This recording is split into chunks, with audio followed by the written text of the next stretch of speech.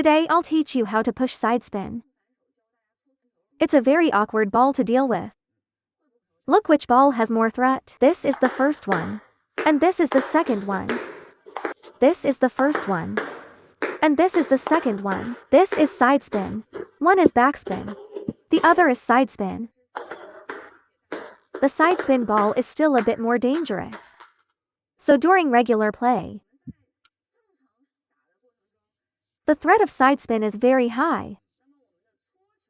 Some people ask me if they can loop sidespin. Of course you can.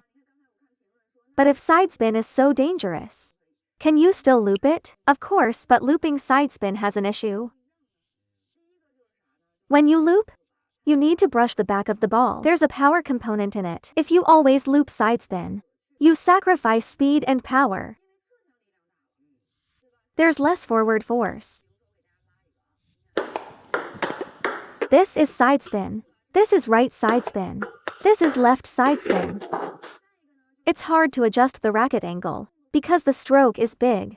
It's easy to misbrush and slip the ball against heavy incoming rotation, or when the ball comes faster and stronger. You can use a sidespin loop as a supplement. Occasionally as variation, occasionally, but it cannot be your main technique.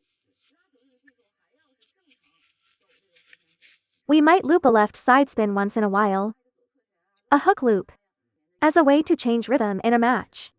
But pushing is different. The movement structure is smaller. First, it's easier to control. Second, if you push in a normal way,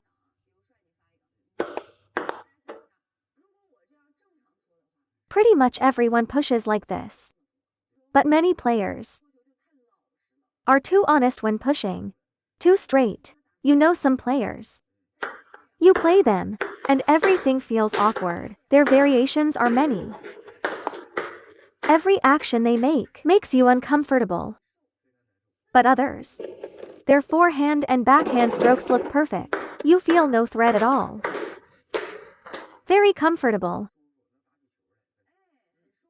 Players with good form are great for training, but they suffer in matches. Their shots are too standard to easy to read. When we push, most of the time we go from back to front.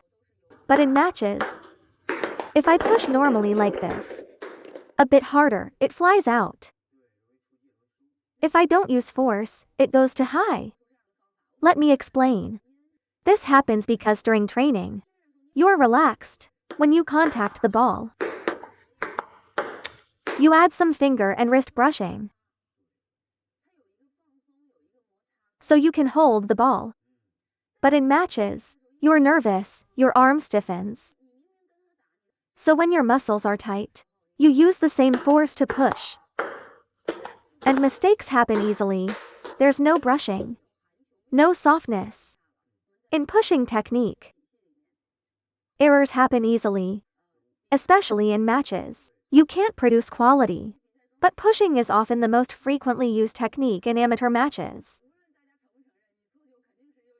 Yes, so during play, we can apply lateral force when pushing. Apply force to the side. It has several benefits. There are two types of lateral force. The first is force to the left. After the ball lands on the table, it curves. And this is force to the right side. These are all called side spin pushes. Force to the right side.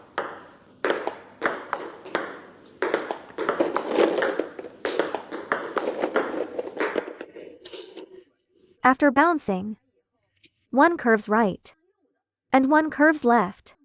Some people ask what the benefits are. Let me show you. For example, if I push normally, the ball travels forward. If I push with side spin, you don't know where it will go. You have to move your body to hit the ball. If I push like this, look. By the time you get out of the way, the ball is already dropping. If I don't tell him where I'm pushing, he feels extremely uncomfortable. He gets jammed immediately. But if I push like this, The ball is easy to find. It gives usable incoming force. It's easy to loop. But if I push with side spin, you must reposition. These balls are much harder. Even if you push very aggressively, the ball still moves forward. It's easy to loop. It's like I'm serving you underspin. Too easy. I think everyone should learn side spin pushing. As soon as I line up the ball, it curves again. I need to find a new contact point. Then the intended stroke may fail. Second, an underspin ball is dropping when it reaches your racket. A side spin ball moves laterally on contact. It's easy to misread. So when learning to push, don't be too honest. Learn some tricks. Techniques others don't know. Those are the techniques that work. Today we start with backhand. I'll explain both penhold and shakehand. Let's start with shakehand. During reception, let me break it down. This is a normal push, right? If we want to push side spin, look. At the moment of contact, the racket goes toward your front left side. Apply force here. Normal push. Side spin push to the left. The ball will drift this way.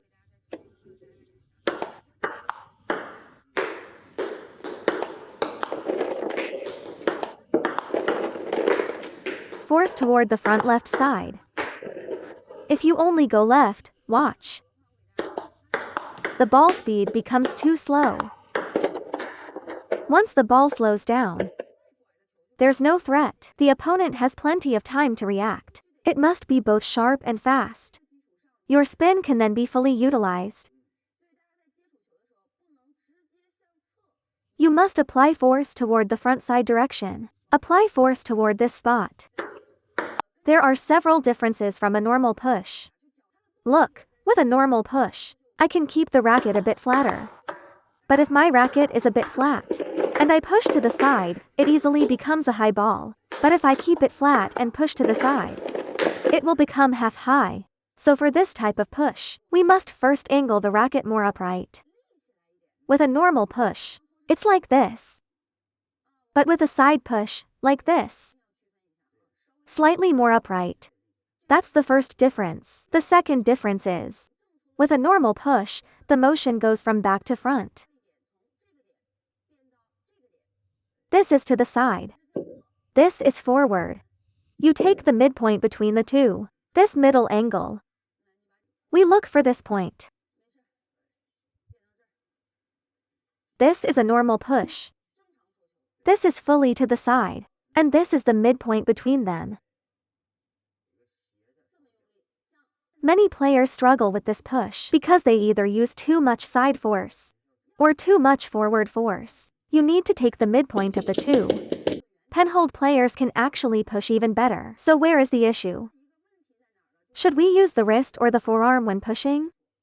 Normally during the push. The reason your push isn't long or fast is because there is too much wrist action. You must include some forearm movement. See, it's in front of the chest. At the moment of contact, look at this forearm. Look at how it applies force toward the front side direction. If you don't have this forearm action, the ball won't be fast. This is the size of the motion. The wrist is responsible for friction. But the key is still the forearm. See how the forearm moves from here to here, past the body. If you push like this, the ball won't curve. The movement must be large. Then the ball can pick up force. This becomes slow.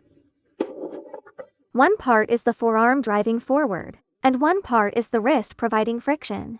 Since you're pushing a long ball, you don't need too much friction. You must manage the balance between hitting and brushing.